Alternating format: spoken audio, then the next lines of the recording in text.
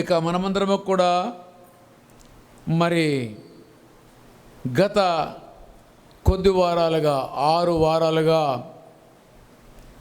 The pride of human being, the pride అని మనం ధ్యానం చేస్తూ వస్తున్నాం. The pride is a sin before the almighty. దేవుని సముఖములో గర్వం అనేది పాపము. 6 వారాలుగా మనము ధ్యానం చేస్తూ వస్తున్నాము. ఇది చివరి వారం, ఇది 7వ వారం. దీనిలో మనమందరం కూడా ధ్యానం చేసుకుంటూ వచ్చాము. అయితే ఒక్కసారి రివిజన్ చేస్తాను, వాక్యానికి వెళదాం అందరం కూడా. The pride of the spirituality అంటే భక్తి ఎక్కువైతే కూడా గర్వం వస్తుంది. భక్తి ఎక్కువైతే గర్వం వస్తుంది. అందరికీ వస్తుందా? అది వారి వారి యొక్క జీవిత విధానాన్ని బట్టి. కానీ మోస్ట్ ఆఫ్ ది దేవుని సేవకులుగా పిలువబడే వారిలోనే ఈ యొక్క మాటలు మనము చూస్తాము. కాబట్టి మనము గర్వాంధులము కాకూడదు. ఎంత భక్తి పెరిగితే అంత దీన మనసు మనలోనికి రావాలి. ఇది మొదటి మాట. కాబట్టి మేము భక్తిగా ఉన్నామని గినక ఆలోచించుకునే మీ జీవితంలో దాన్ని బట్టి మీరు గినక ఇతరుల్ని వ్యతిరేకిస్తూ వాళ్ళకి భక్తి లేదు, వీళ్ళకి భక్తి లేదు అని అంటే అది కూడా పాపమే. కాబట్టి మొదటిగా pride of the spirituality. Second one, the pride of the intellectuality అంటే జ్ఞానము, భౌతికమైన జ్ఞానము. ఈ లోకములో ఉన్న జ్ఞానము చాలా ప్రమాదకరమైనటువంటిది. మనిషికి మనం చూస్తూ ఉంటాము కదా, ఉన్నతమైన పదవుల్లో ఉన్నవారు ఎవరైనా వారి దగ్గరికి పోయినప్పుడు వారు మన ఎట చూస్తారు చెప్పండి? ఒక చీడ పురుగు వలె చూస్తారు మనని. మనమేమో కష్టంలో వారి దగ్గరికి వెళతాము, వారేమో మన ఒక చీడ పురుగు వలె చూస్తారు. It's also very danger. ఎందుకంటే దీనితో మనము దేవుని దూషిస్తున్నాం. ఎట్లంటే ఒకటి దేవుని స్వరూపము కలిగిన వ్యక్తిని నువ్వు అవమానిస్తే అది దేవుని అవమానించినట్టు కింద లెక్కనే. కాబట్టి ఎవరము కూడా మనకు కలిగిన జ్ఞానముతో ఇతరుల్ని విభేదించడం కానీ అవమానపరచడం చేయకూడదు. మూడవదిగా మనం చూసినట్టయితే the pride of the position and powers. మనకున్న పొజిషన్ బట్టి గర్వము, అదే రకంగా మనకున్న అధికారాలను బట్టి మానవుడికి గర్వం. ఇది మూడవదిగా మనము చూసాము. నాలుగవదిగా the pride of the wealth and positions. Wealth, health కాదండి, వెల్త్ అంటే ఆస్తి పాస్తులు, ఇళ్ళు వాకిళ్ళు, భూములు, వస్తువాహనాలు, ఇవన్నీ కూడా మానవుడికి గర్వాన్ని తీసుకుని వస్తాయి. పొజిషన్, మన దగ్గర ఉన్నటువంటి బంగారం, వెండి మీరు చూస్తూ ఉంటారు. అప్పుడప్పుడు ధనవంతులైన వారు ఒక మెర్సిడీస్ కానీ లేకపోతే మరొక కారు కొన్నప్పుడు వారు చెప్తూ ఉంటారు, నా ఇంట్లో పార్కింగ్ లాట్ లోపల నాకు 10 కార్లు ఉన్నాయి, ఒక్కొక్క కారు 4 కోట్లు 5 కోట్లు అని చెప్తూ ఉంటారు. అయితే మనకున్న దాన్ని బట్టి కూడా గర్వం మనకు కలుగుతుంది, మనకు కలిగినటువంటి ఆస్తి పాస్తులను బట్టి. ఇక ఐదవదిగా మనం చూసినట్లయితే pride of the beauty and appearance. Pride of the beauty and appearance.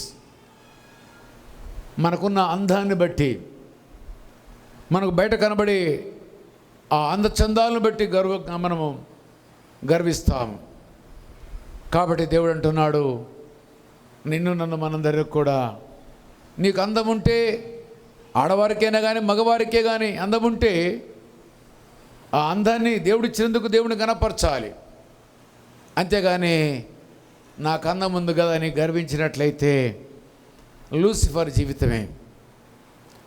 Lucifer చాలా అందగాడు, తన అందాన్ని చూసుకున్నాడు, తన జ్ఞానమును చూసుకున్నాడు. చివరిగా దేవునితో నేను తక్కువ అనుకున్నాడు, పతనానికి త్రోయబడ్డాడు. ఆరవదిగా మనం చూసినట్టయితే pride of the nationality and group of the people. అంటే ధన సంపన్నమైన దేశాలు, పేద దేశాలు చూస్తున్నప్పుడు నీవు ఆఫ్టర్ ఆల్ అనే మాటతో ప్రారంభిస్తారు. దాని కొరకు దేవుడు అన్నాడు, లేదా ఒక గుంపు ఆఫ్ పీపుల్, అంటే గ్రూప్ ఆఫ్ పీపుల్ ఎవరైతే ఉన్నారో, ఒకే కులము, ఒకే మతము, ఒకే భాష, ఒకే ప్రాంతం కలిగినప్పుడు మేము అనే ఒక గర్వం వస్తుంది. ఇది కూడా ప్రమాదం అంటున్నాడు దేవుడు. చివరిగా లాస్ట్ దినమును 7వ వారములో ఉన్నాము. The pride of the life అంటే గర్వముతో కూడిన జీవితాలు, ఇది కూడా ప్రమాదం అని అన్నాడు. 6 ప్రమాదము, 7వది కూడా ప్రమాదమే. ఈ 7 గురించి 7వ దాని గురించి మనము ధ్యానము చేద్దాము. చదవబడిన లేఖన భాగాన్ని అందరం కూడా ఓపెన్ చేయండి. యోవాను రాసిన పత్రిక 1వ అధ్యాయము 2వ అధ్యాయము 15, 16, 17 వచనాలు. 15, 16, 17 వచనాలు. యోవాను సువార్త ఆ పత్రిక 2వ అధ్యాయము 15, 16, 17 వచనాలు. ఈ లోకమునైనను లోకములో ఉన్న వాటినైనను ప్రేమింపకుడి. లోకములో ఉన్న వాటినైనను మీరు ప్రేమింపకుడి. ఎవడైనను లోకమును ప్రేమించిన ఎడల తండ్రి ప్రేమ వానిలో ఉండదు. This first condition. దేవుని ప్రేమ నీలో ఉండాలంటే, నీలో దేవుడు నివాసము చేయాలంటే, నీవు నేను మందరం కూడా లోకమును కానీ లోకములో ఉన్న వాటిని కానీ మనం ప్రేమించకూడదు. దేవుని కంటే ఎక్కువగా నువ్వు దేనిని ప్రేమించకూడదు. నీ కలిగిన దేనిని బట్టి ఇందాక మనం చదివాము. ఇది 7వ దినము.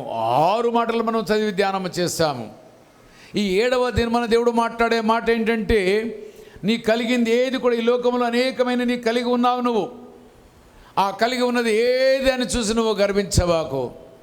లోకములో ఉన్న వాటి నేను లోకములో ప్రేమింపకూడదు. ఎవడైనా లోకమును ప్రేమించిన తండ్రి ప్రేమ వానిలో ఉండదు. తండ్రి ప్రేమ ఉండాలంటే లోకమును కానీ లోకములో ఉన్న వాటిని కానీ మనం ప్రేమించకూడదు. ఎందుకు? మనము శాశ్వతము కాదు, మనకెదురుగా ఉన్న వస్తువాహనాలు కూడా శాశ్వతమైనవి కాదు. ఈనాడు నువ్వు కట్టుకున్న ఇల్లు ఒకప్పుడు మరొకరిది, నువ్వు కొనుక్కున్న భూమి ఒకప్పుడు మరొకరిది. అదే రకంగా నీవు నేను పెట్టుకునే వెండి బంగారాలు ఒకప్పుడు మరొకరివి. ఎంతోమంది చనిపోయిన వాళ్ళ బంగారాన్ని తీసుకుని మళ్ళీ మెల్ట్ చేస్తారు. Again they make it as ornament, మరలా ఒక వస్తువుగా తయారు చేస్తారు. అయితే ఏది నీది కాదు. సరిపోని నీ ప్రాణం ఏమైనా నీదా అంటే నీ ప్రాణం కూడా నీది కాదు. ఏమైనా నీ అందము ఆకారం నీదంటే అది కూడా నీది కూడా కాదు. ఒకసారి చదువుతారా? యాకోబు రాసిన పత్రిక 1వ అధ్యాయము 17వ వచనంలో ఎంత అద్భుతమైన మాట మాట్లాడుతున్నా అంటే, మనమందరికీ కూడా ఒక మంచి చెంప మీద పెట్టుకొట్టినట్టుగా ఒక మాట ఉంది అక్కడ. చూద్దాం. శ్రేష్టం అంటే నీకున్న అందమే కావచ్చు, ఆరోగ్యమే కావచ్చు, డబ్బే కావచ్చు, ఇల్లే కావచ్చు, ఫర్నిచరే కావచ్చు, కారే కావచ్చు, నీ పిల్లలే కావచ్చు, నీకున్నటువంటి అధికారమే కావచ్చు, మరి ఏదైనా కానీ గాక. చదవమ్మా ఇప్పుడు. సంపూర్ణమైన ప్రతి వరమును పరసంబంధమైనదై, ప్రతి ఒక్కటి కూడా పరసంబంధమైనదై జ్యోతిర్మయుడగు తండ్రి యొద్ద నుండి వచ్చును. ఎక్కడి నుంచి వస్తున్నాడు చెప్పండి? జ్యోతిర్మయుడైనటువంటి దేవుడి దగ్గరికి వెళ్ళి వస్తున్నాయట. నీ కలిగింది ఏది కూడా కాదు, మనది కాదనడానికి ఏంటంటే రుజువు, నీకు నాకు కలిగింది ఏది కూడా మనది కాదు. ఎందుకంటే జ్యోతిర్మయుడైనటువంటి దేవుడి దగ్గరికి వెళ్ళి, అంటే తండ్రి అయిన దేవుడు, వెలుగైన దేవుడి దగ్గరికి వెళ్ళి వస్తున్నాయట. అంటే ఇక మనము గర్వించడానికి ఏది కూడా లేదు. ఇంకొక దగ్గర అంటాడు, ఇది నేను వేసిన భిక్షం అంటాడు. భిక్షగాడిగా మనం అడుక్కున్న మనము గర్వించడానికి వీలు పడతామా? అదే సాధ్యమా? అదేమైనా సరైనదా? కాదు. కాబట్టి దేవుడు మనని ప్రేమించి మనకిచ్చిన వాటిని చూసి, దేనిని చూసి మనము గర్వించకూడదు. ఆయన అంటున్న మాట, నీకు నాకు అన్ని కలిగినవన్నీ కూడా జ్యోతిర్మయుడైనటువంటి దేవుని దగ్గరికి వెళ్ళి వచ్చాయట. జ్యోతిర్మయుడ దేవుని దగ్గరికి వస్తే మనం మనది అనుకుంటున్నాం మనమందరం కూడా. అయితే 15వ వచనం కూడా 16వ వచనం చదువుదాం చూడండి. మళ్ళీ యోహాను రాసిన పత్రిక 16వ వచనం. లోకములో ఉన్నదంతయు అనగా శరీరాశయు నేత్రాశయు జీవపుడంబమును. శరీరాశయు నేత్రాశయు జీవడంబు 3 మాటలు మనకి జ్ఞాపకం వచ్చేస్తున్నాడు. లోకములో ఉన్న వాటినైనను లోకమునైనా కానీ మీరు ప్రేమించబాకండి. లోకము శాశ్వతము కాదు, లోకములో ఉన్నది ఏది శాశ్వతము కాదు, నీవు కూడా శాశ్వతము కాదు. కాబట్టి దాన్ని ప్రేమించబాక. అట్లా ప్రేమిస్తే దేవుని ప్రేమ నీలో ఉండదని అని అన్నాడు. రెండవదిగా లోకములో ఏముందని అంటున్నాడు? శరీరాశ, నేత్రాశ, జీవడము 3 ఉన్నాయి అని అంటున్నాడు. మరి శరీరాశ, నేత్రాశ, జీవడము అది దేవుని వల్ల కలిగింది కాదు. కింద అంటాడు, చదవమ్మ మళ్ళా. తండ్రి వలన పుట్టినవి కావు, అవి తండ్రి వలన పుట్టినవి కాదు, అవి లోక సంబంధమైనవే. ఎవరి ఏట మరి తండ్రి నుంచి రాలేదట. వచ్చిన అన్న ఆశీర్వాదాలన్నీ తండ్రి నుంచి వచ్చాయి, జ్యోతిర్మయ తండ్రి నుంచి వచ్చాయి. మరి ఈ లోకంలో కనబడే శరీరాశ, నేత్రాశ, జీవడము అది తండ్రి నుంచి వచ్చినవి కాదట, లోక సంబంధమైనట. మరి లోక సంబంధం మనకి ఎట్లా వచ్చాయి? ఒకసారి మనం ప్రశ్నించుకుంటే, మన పితరులు ఆజ్ఞాతి క్రమముతో ఈ లోకములోనికి పాపము ఈ లోకానికే వచ్చింది. పొద్దున ఎంతమంది గూగుల్ మీట్లో ఉన్నారో నాకు తెలియదు, కానీ ఒక్కసారి 2 రకాల పాపాలు చెప్పాను. పేర్లు చెప్తారు ఎవరన్నా ఒక్కళ్ళు? 2 పాపాల గురించి చెప్పాను. ఆపాదించబడిన పాపం మొదటి మాట ఏంటి చెప్పండి? ఆపాదించబడిన పాపం అంటే మన పితరులు చేసిన పాపము ద్వారా మనకు సంక్రమించిన పాపము. రెండవదిగా మనం చూసిన పాపం ఏంటంటే, అక్కడ మరి రోమీలు రాసిన పత్రిక 5:15లో ఆ మాట స్పష్టంగా మాట్లాడతాడు. అక్కడ రెండవ పాపం ఏంటంటే, మనము క్రియలతో చేసిన పాపం. 2 పాపాలు. దానికి రాజైన దావీదు యొక్క జీవితాన్ని 51వ అధ్యాయం 5వ వచనాన్ని మీకు చూపించాను. ఇదిగో ఈ యొక్క సమయంలో మనకు అర్థము కావాలి. నీకు నాకంటున్నాడు దేవుడు, లోకమును ప్రేమించబాకండి, లోకమున్న వాటిని ప్రేమించబాకండి, తండ్రి ప్రేమ మీలో ఉండదు. It's a first sentence, first condition. రెండవదిగా మనం చూసినట్లయితే రెండవ మాట ఏమంటున్నాడంటే, లోకములో ఉన్నదంతా కూడా శరీరాశ, నేత్రాశ, జీవడము 3 ఉన్నాయి. అవిటి గురించి కూడా జాగ్రత్తగా ఉండండి అని అంటున్నాడు. ఈ శరీరము ఎప్పుడు కూడా నన్ను ఏమి కోరుతుందంటే పాపము చేయమని కోరుతుంది. ఈ శరీరము మంచి శరీరము కాదు, ఇది పాపపూరితమైన శరీరము, ఇది అవమానభరితమైనటువంటి శరీరము.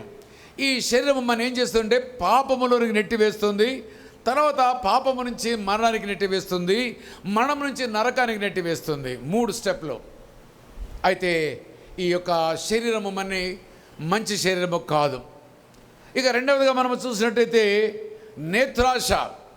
దీనికి అద్దుపద్దు లేదు. ఈ యొక్క కళ్ళకి ఎంత చూసినా పాపాన్ని ఇంకా చూడాలి, ఇంకా చూడాలి, ఇంకా చూడాలి, ఇంకా చూడాలి. అందుకే ఈనాడు మనం చూస్తున్నాము పోర్న్ ఫిలిమ్స్ మనం చూస్తున్నాం. పిల్లలందరూ కూడా పోర్న్ మూవీస్ చూస్తూ ఉన్నారు. అయితే వాళ్ళకి ఎంత చూసినా కానీ ఇక తృప్తి లేదు. ఇంకా చూడాలి, ఇంకా చూడాలి, ఇంకా చూడాలి. లాస్ట్కి వాడి మైండ్ అంతా కూడా క్రిమినాలజీతో, అంటే నేర ప్రవృత్తితో వాడి యొక్క జీవితం ముడిపడిపోతుంది. తర్వాత వాడి జీవితంలో ఏ స్త్రీ కనబడ్డా, చిన్న పాప కనబడ్డా వాడి యొక్క తలంపులన్నీ కూడా చెడిపోయి ఉంటాయి. ఈ కళ్ళు ప్రమాదభరితమైనటువంటివి. చాలా జాగ్రత్తగా ఉండాలి. నాలుక ఎంత ప్రమాదమో, నోరెంత ప్రమాదమో, కళ్ళు కూడా అంతే ప్రమాదం. ఎందుకంటే ఈ కంటితో చూసింది ప్రతి ఒక్కటి కావాలని కోరుకుంటాము. పక్కామ ఆ చీర కొన్నది 10,000 పెట్టి నేను కూడా 10,000 చీర నాకు కావాలి. దేన్ని చూసామని చెప్పండి? ఈ కంటితోటే. ఫలానామా బంగారు నగలు పెట్టుకుంది, నేను కూడా కావాలి. దేంతో మనం చూసాము? ఈ పాపపు కళ. నీ శక్తి ఉందా లేదా అది వేరు, అది చూసుకోవాలి. కానీ ఈ కళ్ళు ఎలాంటివంటే నిన్ను అప్పుల పాలు చేసి, మనం చూస్తున్నాం ఈ లోకంలో ఎంతోమంది పిల్లలు గ్యామ్లింగ్ ఆడుతూ ఇంకా వస్తాయని 40 లక్షలు 50 లక్షలు మొన్న కూడా 87 లక్షలు అప్పుల పాలైపోయి లాస్ట్కి ఏం చేయాలో అర్థమో కాక ఊరేసుకొని చచ్చిపోయాడు. అంటే ఈ కోరికలు ఎలాంటివో కోరికలు ఒకసారి మీరు చూడండి. మన దగ్గర కూడా వచ్చింది. చాలామంది, మీరందరూ కూడా ఎంతమంది మీరు ఆడుతున్నారో నాకు తెలియదు, కానీ అందరూ కూడా చాలామంది లోకంలో మనం చూస్తే ఆ గ్యామ్లింగ్ ఆడుతూ ఉన్నారు. అది ఏం చూపిస్తరికైనా ఇకది వస్తాయి, రేపు వస్తాయి, ఎల్లుండి వస్తాయి అని లాస్ట్కి ఎక్కడికి పోతావు చెప్పు? నువ్వు ఊరేసుకొని సచ్చేటట్టుగా నేను సిద్ధపాటు చేస్తుంది. కాబట్టి గ్యామ్లింగ్ చాలా ప్రమాదం. కళ్ళతో కలిగే భ్రమలు. ఎండాకాలం మనం చూస్తాము కదా, నీటి మామూలు వల్లే మనం రోడ్డు మీద పోతుంటే, బ్లాక్ టాప్ రోడ్డు మీద పోతూ ఉంటే ఏం కనబడుతుంది చెప్పండి? నీళ్ళు అక్కడ ఉన్నట్టుగా తొనికిసలాడుతున్నట్టుగా మనకు కనబడతాయి. కానీ అక్కడ పోతే నీళ్ళు ఉంటాయా? ఏముండవు, కనబడవు. ఇగో అదే రకంగా మన జీవితము. ఈ కన్ను ఎంత ప్రమాదకరమో ఆలోచించండి. మూడవదిగా జీవడము. దీని గురించి మనం మాట్లాడుతున్నాం. ఈ గర్వము గురించే మనము 6 వారాలు అయిపోయింది, ఇది 7వ వారం. గర్వము గురించి మనం మాట్లాడబట్టి ఒక సీరియస్గా నేను తీసుకొని నేను మీకు బాగా వివరంగా వివరించాలని ఆ 7 మాటలు ఒకసారి చెప్పి ముగించవచ్చును. కానీ దాన్ని బట్టి ఏమేమి కలుగుతుందో, నష్టాలేంటి లాభాలేంటి మీకు తెలియాలని సుదీర్ఘమైనటువంటి బోధ మీకు చేస్తూ వస్తూ ఉన్నాను. దాన్ని ధ్యానం చేస్తూ వస్తున్నాను. అయితే ఈ దినమున నీకు నాకు మనకందరికి అర్థము కావాలి. శరీరాశ కానీ, నేత్రాశ కానీ, జీవోడము కానీ నీ యొక్క జీవితంలో ఎప్పుడైనా కనుక నీకు కలిగితే అది ప్రమాదం అంటున్నాడు. చదువమ్మా, 16వ వచనం చదువు. లోకములో ఉన్నదంతయు అనగా శరీరాశయు నేత్రాశయు జీవపుడంబమును తండ్రి వలన పుట్టినవి కావు.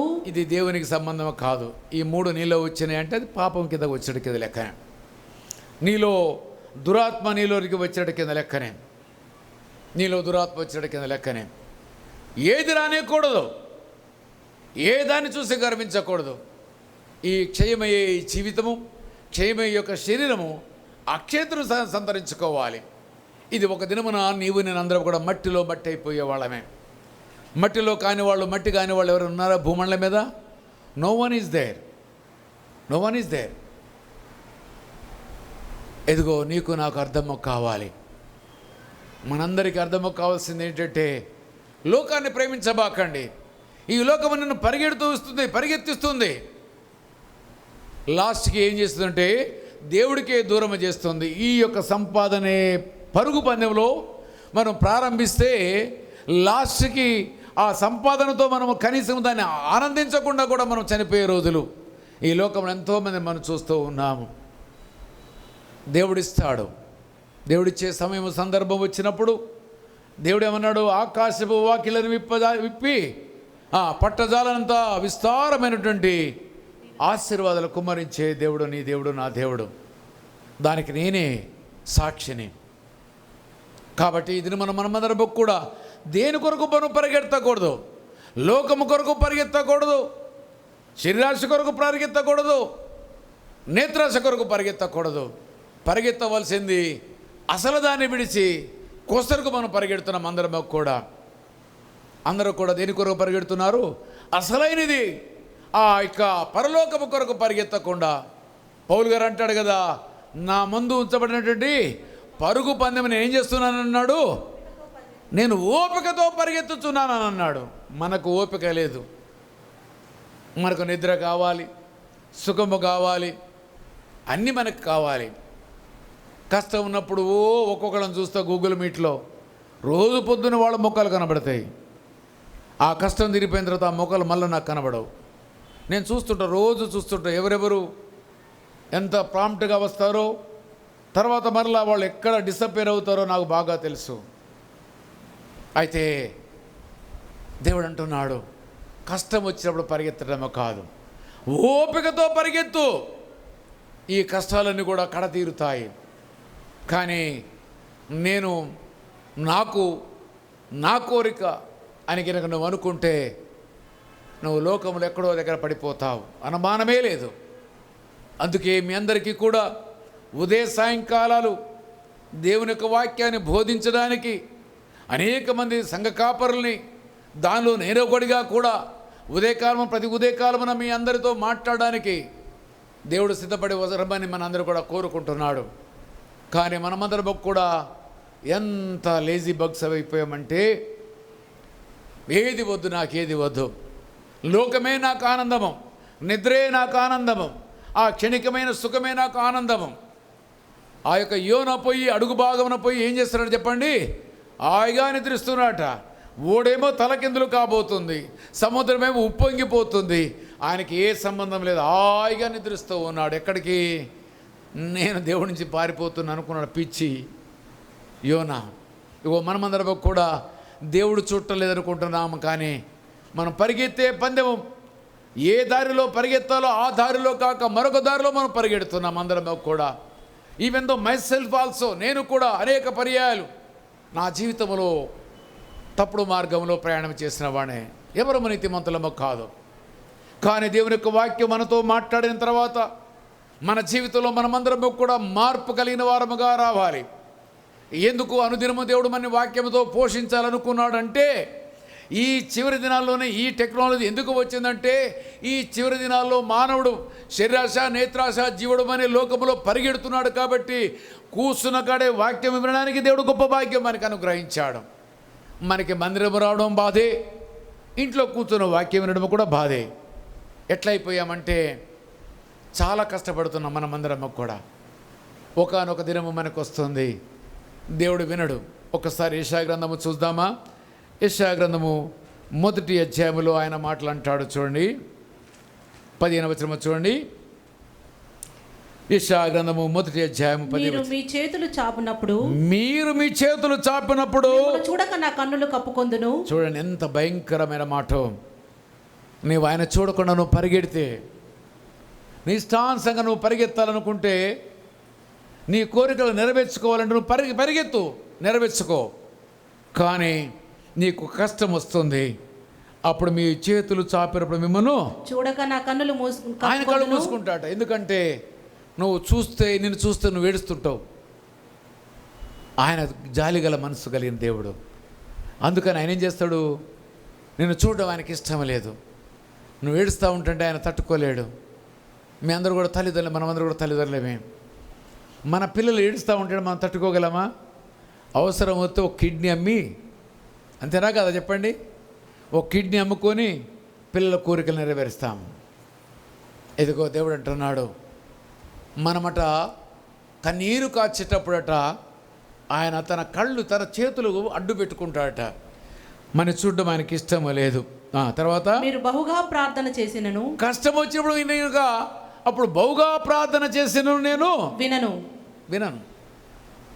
నువ్వు చేతులు చాపినా, అయ్యో నేను కొట్టుకొని పోతాను, చచ్చిపోతాను పో, నువ్వు ప్రార్థన చేస్తే కూడా నీ ప్రార్థన వినడట ఆయన. ఇంకో మాట చెప్పమ్మా. మీ చేతులు రక్తముతో నిండి ఉన్నాయి. ఎందుకు చూడడు? మన చేతుల్లో ఏమున్నాయి? రక్తం అనే పాపం ఉంది. శరీరాశ నేత్రాశ జీవబడం అనే మన చేతులకు అంటుకొని ఉంది ఇది.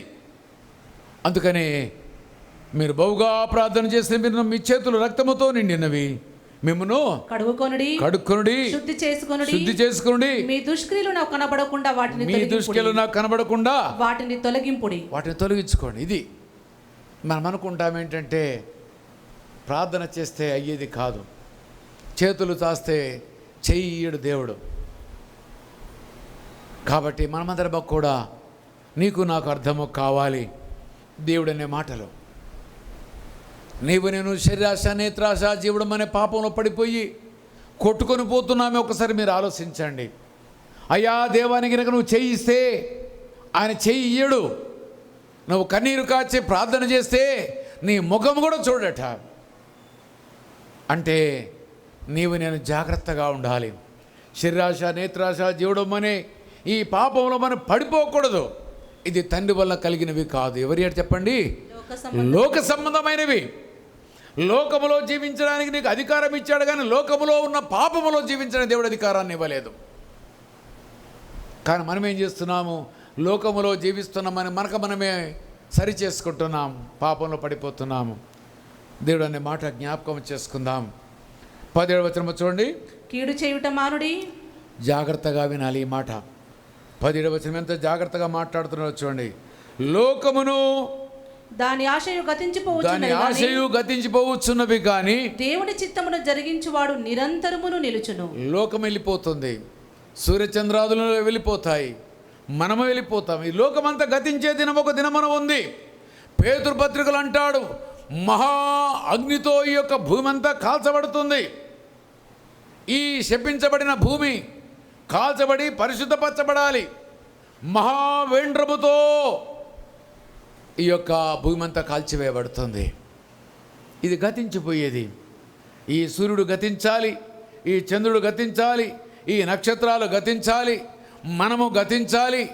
అప్పుడు కానీ నీకు అర్థమవుతుంది ఈ గతించే లోకాన్ని చూసి నువ్వు పరిగెడితే నాది అంటే ఏది కూడా నీది కాదు. నాదన్నది ఏది కూడా నీది నాది కాదు.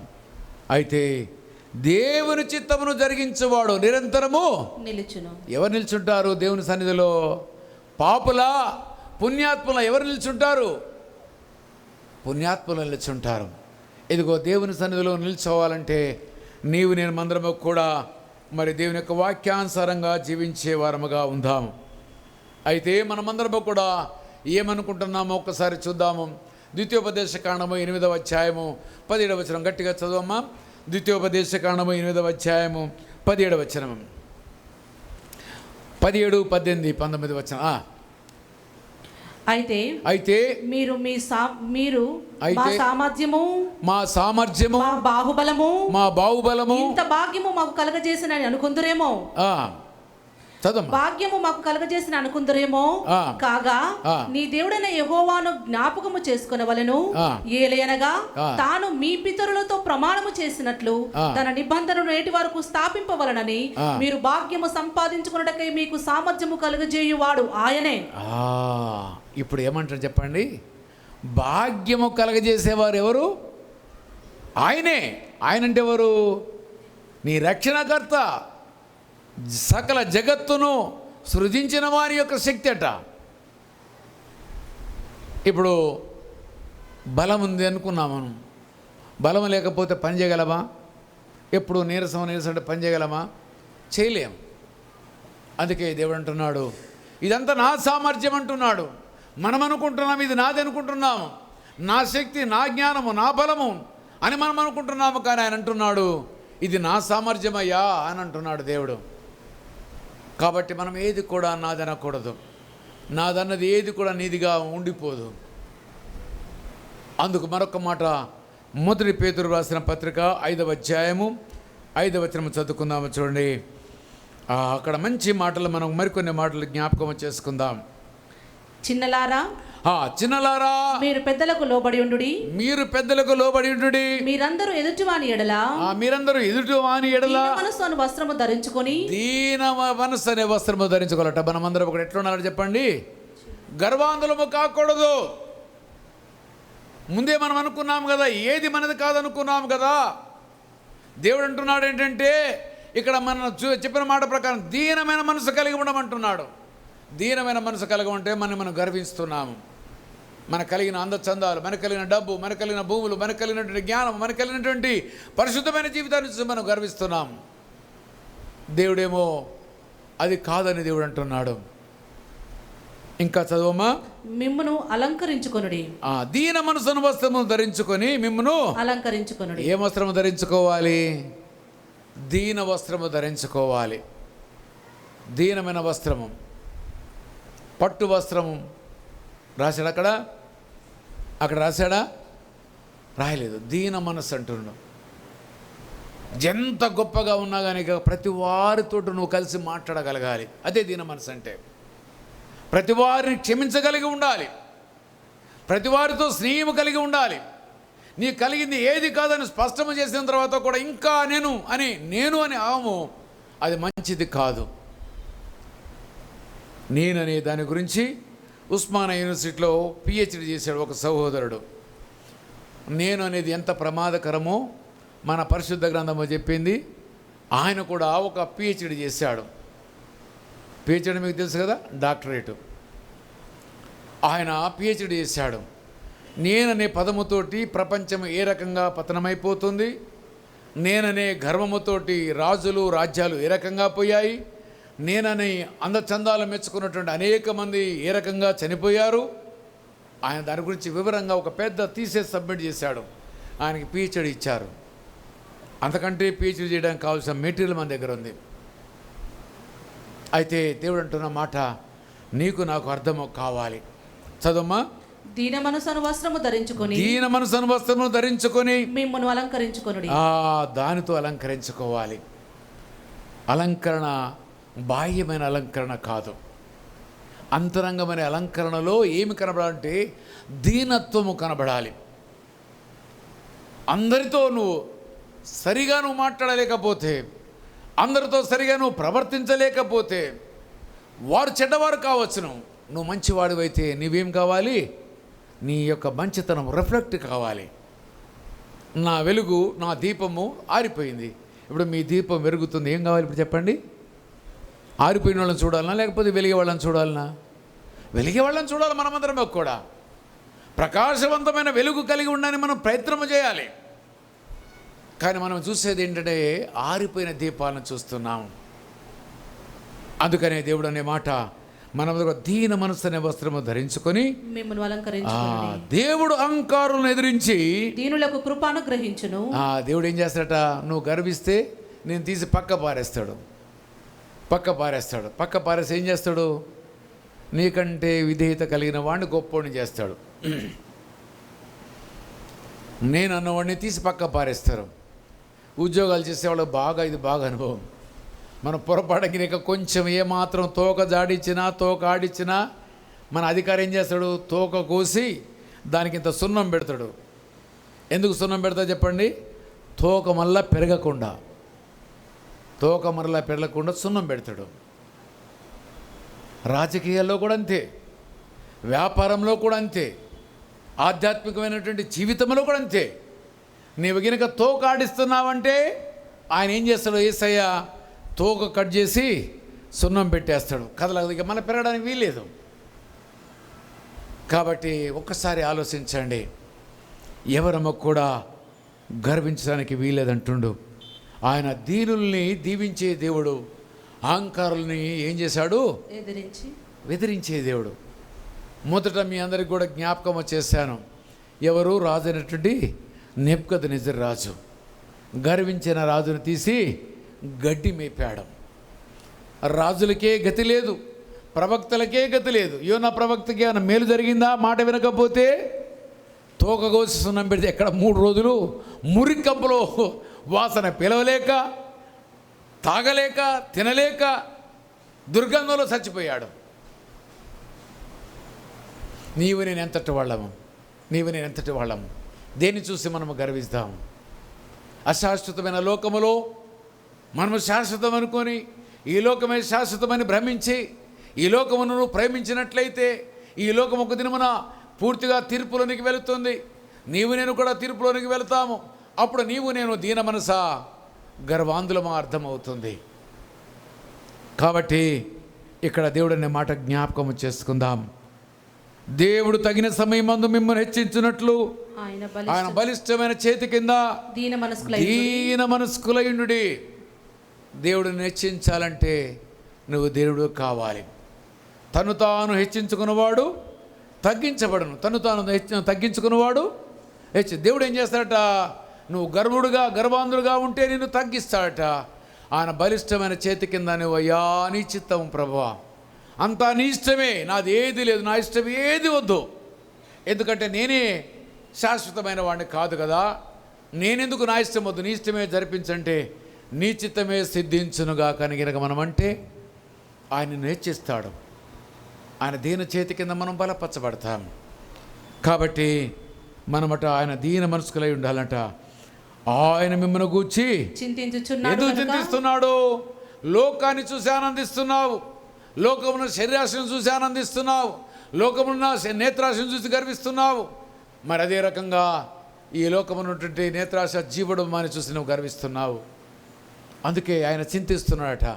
నేను ఇందుకొరకైనా వీడిని రక్షించింది, ఇందుకొరకే నేను నా యొక్క రక్తము కాచింది, ఇందుకొరకే నేను పరలోకం విడిచి భూలోకానికి వచ్చింది, దీని కొరకేనా, వీళ్ళ కొరకేనా అని బాధపడుతున్నాడట, చింతిస్తున్నాడట. ఒకవేళ మనం కన్న సంతానము మనం కష్టపడి సంపాదించిన తర్వాత వాళ్ళు పనికి రాని వాళ్ళు అయిపోయి ఏ పని చేయలేనుళ్ళై, ఒకవేళ కనుక జ్ఞానం లేనుడైతే మనం ఎంత చింతిస్తాం ఒకసారి ఆలోచించండి. దుఃఖం అది అంత మామూలు దుఃఖము కాదు, కనబడే దుఃఖము కాదు. నీవు తాత్కాలికంగా సంపాదించిన ఆస్తిని నీ కొడుకు ఇచ్చి వాడు పనికిరాడైతే నువ్వు ఎంత బాధపడతావో, అంతకంటే నీ జీవమును ప్రేమించిన దేవుడు, నీకు జీవితమును ప్రసాదించిన దేవుడు, నీ కొరకు ఆయన పరలోకం విడిచి భూలోకానికి వచ్చిన దేవుడు, ఆయన ఎంత చింతిస్తారో ఒకసారి ఆలోచించండి. కాబట్టి ఒక్కసారి ఆలోచన చేద్దాం మనమందరం కూడా. ఆయన చింతిస్తున్నాడు మన జీవితం గురించి. మనం సరిగా లేవని, మన జీవితాలు సరిగా లేవని ఆయన బాధపడుతూ ఉన్నాడట. ఆయన బాధపడితే మనం ఆనందిస్తే మనకి మేలా? ఒకసారి ఆలోచించండి. ఆయన చింతపడకుండా ఉంచే బాధ్యత నీ మీద నా మీద దేవుడు పెట్టాడు. కాబట్టి ఆయన చింతపడేటట్టుగా కాకుండా మనమందరం కూడా ఆయన ఆనందించేటట్టుగా మనము జీవించాలని దేవుడు మనకి ఎలా కోరుకుంటున్నాడు. అయితే బైబిల్లో ఒక మంచి సాదృశ్యము, ఈ లోకాన్ని చూసి, లోకమున్న భోగభాగ్యాలను చూసి గర్వించిన ఒక మనిషిని నేను మీ ముందుకు తీసుకొని వస్తాను. లూకా సువార్త 12వ అధ్యాయము 11-21 వచ్చిన వరకు మీరందరూ కూడా ఎన్నో పర్యాయాలు విన్నారు. ఒకసారి కాదు, 2 సార్లు కాదు, నేనే అనేక పర్యాలు మీకు బోధించాను. కానీ కొన్నిసార్లు మన జీవితంలో పడిపోయినప్పుడు ఈ మాటలు మనకి చాలా మేలుకరమైన, ఆశీర్వాదకరమైనటువంటివి. అక్కడ ఏమైందో మీ అందరికీ తెలుసు. అక్కడ ఏమైంది చెప్పండి? 1 సంవత్సరం విస్తారమైన పంట పండింది. దాచుకోవాల్సిన కొట్లు సాలలేదు. ఆ కొట్లు పెద్దగా చేశాడు. ఆ కొట్లో ధాన్యమును సమకూర్చుకున్నాడు. ఇప్పుడు కొట్టు పంట పండినందుకు ఏం చేయాలి చెప్పండి? పంట పండితే ఏం చేయాలి? ఆశీర్వాదం వస్తే ఏం చేయాలి చెప్పండి? దేవుణ్ణి ఘనపరచాలి. దేవా, ఇంత అద్భుతమైన పంట నాకు ఇచ్చావు, నీకు స్తోత్రములు అనాలి. ఆరోగ్యం ఇస్తే దేవానికి స్తోత్రములు అనాలి. జ్ఞానం ఇస్తే దేవానికి స్తోత్రములు అనాలి. డబ్బు సంపాదించే శక్తి, జ్ఞానం ఇస్తే దేవానికి స్తోత్రములు అనాలి. అది విడిచిపెట్టి ఏం చేశాడు ఆ ధనవంతుడు? ఏం చేశాడు? చదవమ్మా, తీశారా? నా ప్రాణమా తిను, చదవమ్మా. అయితే నా ప్రాణముతో ప్రాణమా, నా ప్రాణముతో ప్రాణమా, అనేక సంవత్సరములకు విస్తారమైన ఆస్తి నీకు అనేక సంవత్సరాలకు సరిపోయే విస్తారమైనటువంటి ఆస్తిని నీకు సమకూర్చబడి ఉన్నది. ఎవరితో చెప్పుకుంటున్నాడు? ప్రాణం వీళ్ళకి వెళ్ళిపోతే వీడికి పనికిరానుడే, మట్టేగా. ఎవరితో చెప్పుకోవాలి? దేవునితో చెప్పుకోవాలి. ఎవరితో చెప్పుకుంటున్నాడు? ప్రాణంతో చెప్పుకుంటున్నాడు. అయితే ఆత్మ లేకపోయినా, ప్రాణం లేకపోయినా మట్టిదే, ఒకటిదే ఇదంతా కూడా. దీంట్లో ప్రాణం ఉండాలి, నాస్టిస్ లోపల జీవాయు ఉండాలి. ఈ అంతరంగం ఎలా ఉండాలి చెప్పండి? ఆత్మ ఉండాలి. ఈ 2 లేకుండా మనం ఎంతకాలం జీవించినా మన బ్రతుకంతా కూడా వ్యర్థమే. అయితే ఇక్కడ ప్రాణముతో చెప్పుకుంటున్నా, నా ప్రాణమా తినుము, అనేక సంవత్సరములకు విస్తారమైన ఆస్తి నీకు సమకూర్చి ఉన్నాను. సుఖించుము, తినుము, త్రాగుము, సంతోషించుమని చెప్పుకొందననుకొనెను. అనేక సంవత్సరాలు సరిపోయే ధాన్యం నా దగ్గర ఉంది. నా ప్రాణమ తినుగా, తిను, త్రాగు, సంతోషించు. ఇదే దీని కొరక మనం పుట్టింది. ఈనాడు లోకంలో మనం చూస్తే మన పిల్లలందరూ కూడా ఇదే. జొమాటో, రకరకాలైనటువంటి యాప్స్ ఉన్నాయి. घर में बैठो, ఫోన్ కరో, ఓ కుద్ బాక్య ఆయగా, కూర్చొని హాయిగా తిను. ఇంతకుముందు బజారుకి పోతే 4 అడుగులు ఎత్తే కొనుక్కోచుకోవడానికి పోతే కొంచెం శక్తి అయినా ఖర్చు అయ్యేది. ఇప్పుడు ఏమి అది కూడా లేదు. తిన్న తర్వాత 30,000 పరుపులు, 40,000 పరుపులు, 70,000 పరుపులు, 2 లక్షల మంచాలు. ఇక పండుకో నా సామిరంగా, పడుకో, బాగా పడుకో, కడుపు పెంచు, గుండె నొప్పి వస్తే సస్తావు. ఈ మధ్యన హైదరాబాద్లోట తెల్లవారుజామున 4 గంటలకు బిర్యానీ మొదలు పెట్టారట. 4 o'clock బిర్యానీ. ఈ సాఫ్ట్వేర్ వాళ్ళంతా కూడా షిఫ్ట్ ముగించుకొని వస్తూ ఉంటారు. ఆ వచ్చేటప్పుడు గమగమ వాసనలు రావడంతో వీడి మొత్తంతా నిద్రంతా కూడా వెళ్ళిపోయి దాంట్లో జరబడి అది తిని, అసలే మామూలుగా ఉండి తింటేనే దానికి సావదు. అలాంటిది వీడు పోయి బాగా తిని, ఎంత బిర్యానీ అంటే ఇంత బిర్యానీ ఇస్తాడు. అదంతా ముక్కలిగిన బాగా తిన్నాక నిద్రపోతాడు. ఇది అరిగిద్దా? లేసరికల్లా బూ బూ ఏమైపోతుంది చెప్పండి? అరగదు, బయటికి రాదు. బయటికి రాకపోయినా బాధనే, అరక్కపోయినా బాధే. మరలా ఒక థమ్సప్ షోడన తాగుతారు, మళ్ళీ పరిగెత్తారు ఉద్యోగానికి. ఇది కాదు జీవితం అంటే. వట్టిగా ఉద్యోగం చేయడానికే పుట్టాను, తినటానికే నేను పుట్టాను అంటే దేవుడికి అసహ్యం వేస్తుంది. మన పరిస్థితులన్నీ కూడా ప్రతి ఒక్కళ్ళు ఏమైపోయారంటే వాళ్ళ ప్రాణంతో చెప్తున్నారు. కష్టపడే 25-26 సంవత్సరాలు కష్టపడ్డా, ఇగో నెలకు ₹1,00,000 వస్తున్నాయి. నా ప్రాణమా తిను, నా ప్రాణమా తాగు, నా ప్రాణమా నాట్యమాడు, నా ప్రాణమా సుఖించని చెప్పుకుంటున్నారు. వాడు డ్యాన్స్ వేస్తూనే దాంట్లో చచ్చిపోతుండు. వీడు తింటానే వీడు చచ్చిపోతా ఉన్నాడు. ఎవడెక్కడ చచ్చిపోతాడో అర్థం కావడం లేదు. దేవుడు అంటున్నాడు, దీని కొరకు నేను సృజించలేదు. వట్టిగా తిని పడుకోవడానికి దేవుడు నిన్ను సృజించలేదు. వట్టిగా పనిచేయడానికి దేవుడు నిన్ను సృజించలేదు. అందుకొరకు ఆయన పరలోకం విడిచి భూలోకానికి రాలేదు.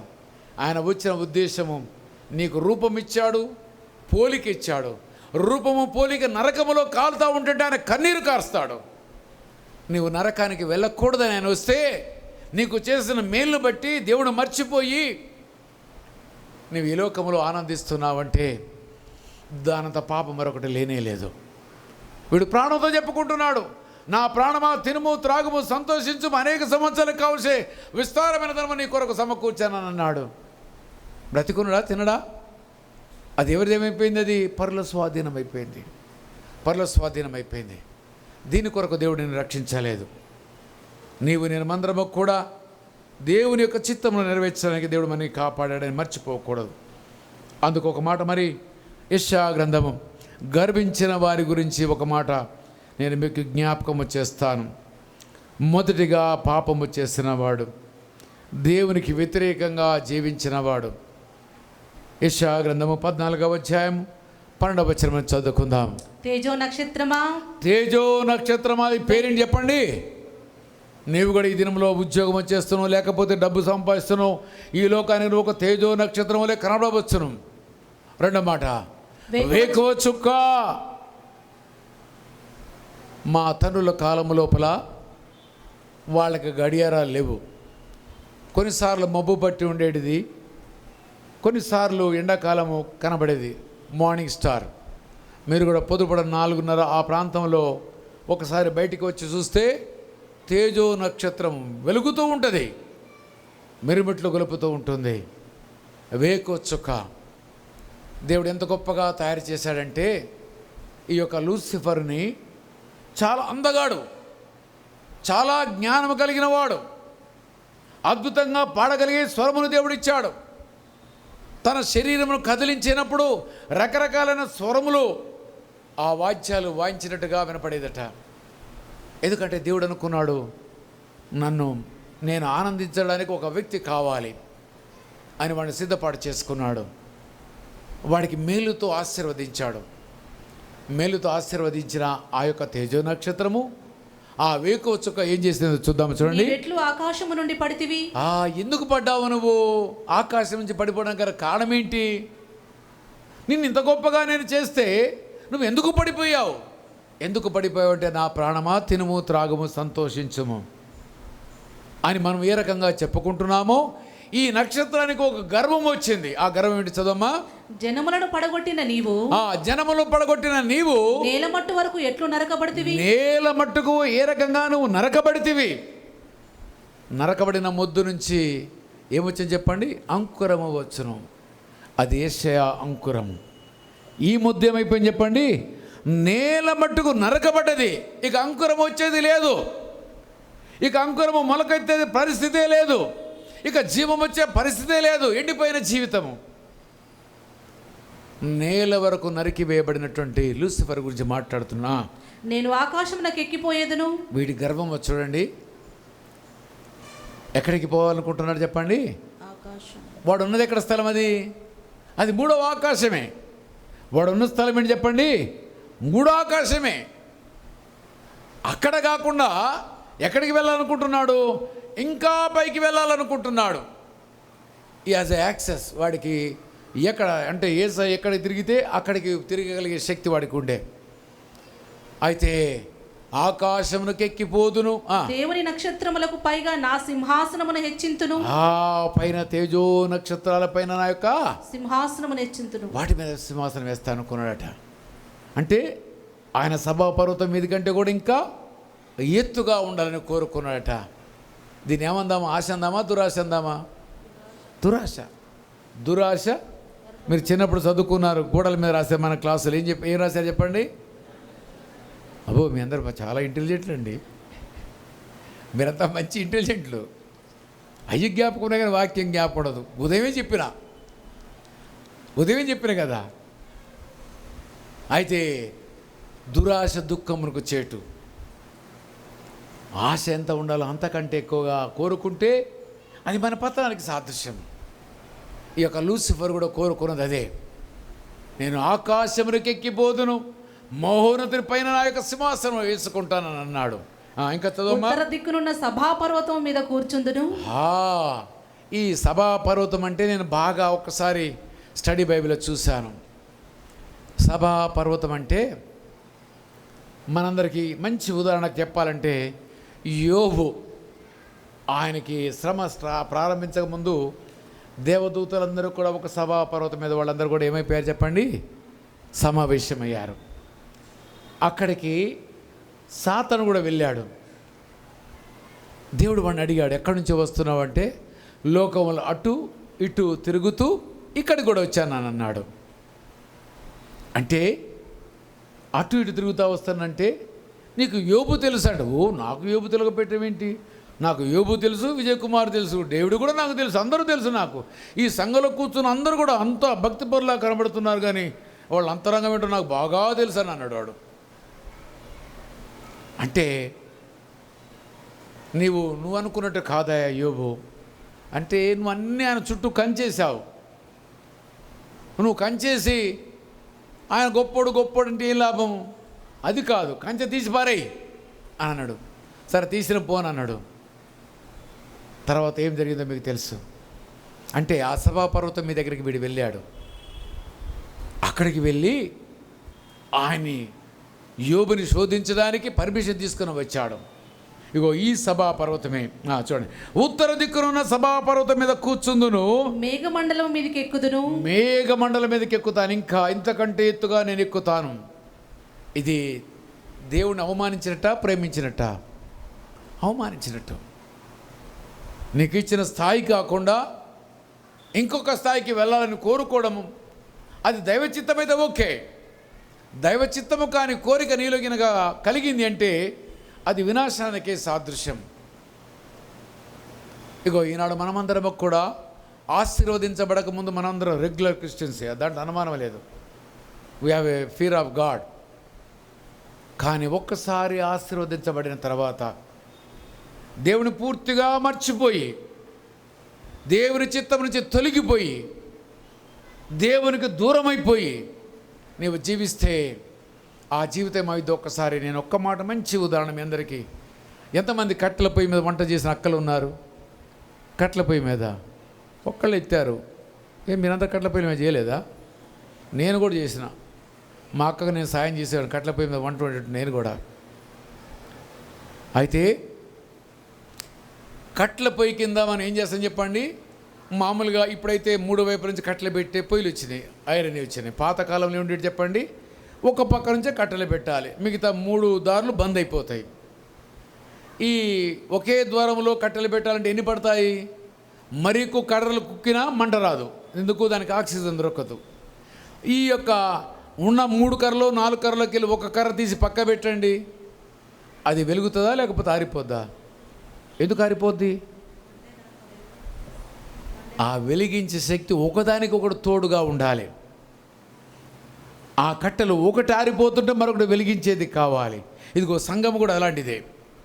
దేవుడు ఎందుకు హెబ్రీ 10:24 అన్నాడంటే, మీరు సమాజంగా కూడటం మానకూడదు ఎందుకు అన్నాడంటే, నీవు సమాజంగా ఆ గుంపులో లేకపోతే, నువ్వు ఒంటరి వాడివి అయిపోతే నువ్వు ఆరిపోతావురా నాయన. జీవితం ఆత్మీయ స్థితి.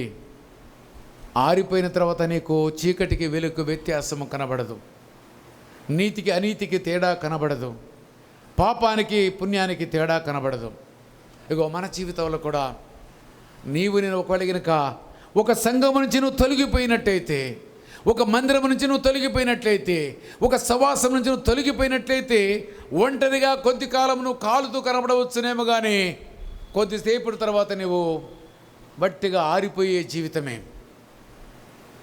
అందుకే దేవుడు అంటున్నాడు, దేని చూసి గర్వించబాకు. మనం దేని చూసి గర్వించకూడదు. మంట ఎక్కువైనప్పుడు వంటలు ఏం చేస్తారు చెప్పండి? 3 పక్కల కర్రలు పెడతారు. ఏం చేస్తారు? ఇప్పుడు మంట తగ్గాలంటే కట్టెలు మొత్తం బయటికి లాగేస్తారు. కాసేపట్లో ఒకదానికి ఒకటి వేరు చేసేది ఏమైపోతుంది చెప్పండి? ఆరిపోతుంది. ఆత్మీయ జీవితం కూడా అలాంటిదే. ఈ ఆత్మీయ జీవితం కూడా నువ్వు క్రీస్తులో లేక, క్రీస్తులో అంటగట్టబడక, ప్రార్థనకు రాక, మందిరానికి రాక, నువ్వు ఒకవేళ కనుక నేను ఒంటరిగా వెలుగుతానంటే వెలుగుతావు కొద్ది రోజులు, తర్వాత వెలుగు కాదు, నల్లగా బూడిదగా మార్చబడతాము. చాలా ప్రమాదకరం. చాలామంది అనుకుంటున్నారు ఏంటంటే, ఒక్క వారం పోకపోతే ఏమవుతుంది, 2 వారాలు పోకపోతే ఏమవుతుంది, 3 వారాలు పోకపోతే ఏమవుతుంది, 4 వారాల తర్వాత మందిరానికి రాకుండా అపవాది ఏం చేస్తారకైనా ఒక పని చూపిస్తాడు, ఒక స్నేహితుని చూపిస్తాడు. చాయ్ పీने के लिए जाएंगे, बिरयानी खाने के लिए जाएंगे, नहीं मेरा दोस्त के पास जाएंगे, शादी में जाएंगे, दावत में जाएंगे. ఇదే जाएंगे उधर ही जाएंगे, మళ్ళీ इधर नहीं आएंगे, మళ్ళీ రావు.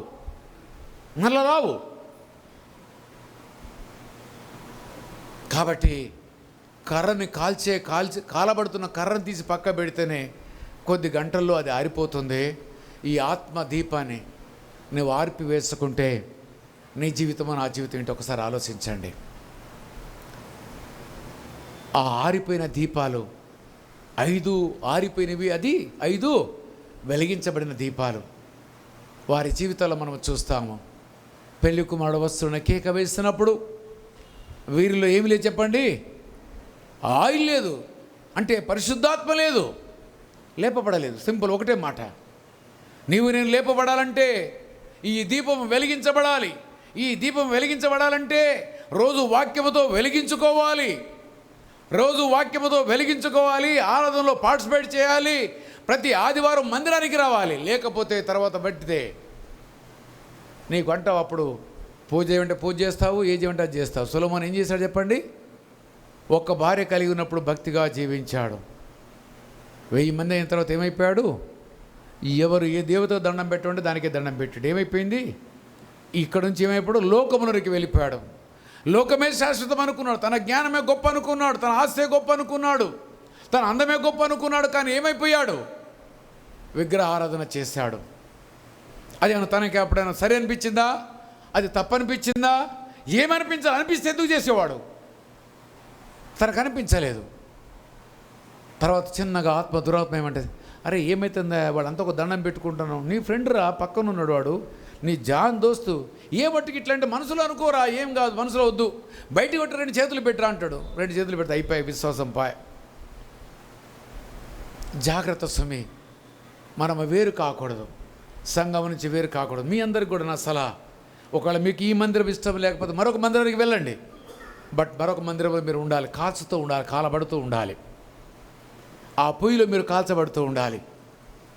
మనము చూస్తాం ఆ యొక్క మందసం ఉన్న స్థలం లోపల ఏముంటే చెప్పండి, దీపం ఆరిపోతుందా చెప్పండి? దీపం ఆరడానికి వీల్లేదు. దీపం ఎప్పుడు వెలుగుతూనే ఉండాలి. ఇదిగో అదే రకంగా నీ ఆత్మీయ దీపం వెలగాలి. నీ ఆత్మీయ దీపం కనుక ఆరిపోయిందంటే నీ యొక్క జీవితం పతనము ప్రారంభించబడినట్టు కింద లెక్కనే. ధనము ఇచ్చినా, జ్ఞానం ఇచ్చినా, పదవి వచ్చినా, ఏది వచ్చినా నీవు దాని మీద ఆధారపడ్డావో మన పతనాన్ని మనం తెచ్చుకున్నట్టు కింద లెక్కనే. నీ అందమే కావచ్చు, ఏదైనా కావచ్చు. ఇది చివరి ఆ శర్మన్, ఇది మనమందరం కూడా వినపోయేది. ఇక గర్వము గురించి మాట్లాడడానికి వీల్లేదు. 7 వారాలు సుదీర్ఘమైనటువంటి గంట 7 గంటలు సుదీర్ఘమైనటువంటి గర్వం గురించి మనం ధ్యానం చేస్తున్నాము. ఇంకా నీవు గనక ఆరిపోయే జీవితం నీలో ఉంటే, లోకములో నీవు జీవిస్తున్నట్టయితే, లోకమే గొప్ప భాగ్యమని నువ్వు భ్రమించినట్లయితే, ఈ లోకమే నీకు గొప్పదని కనుక నువ్వు అనుకుంటే నువ్వు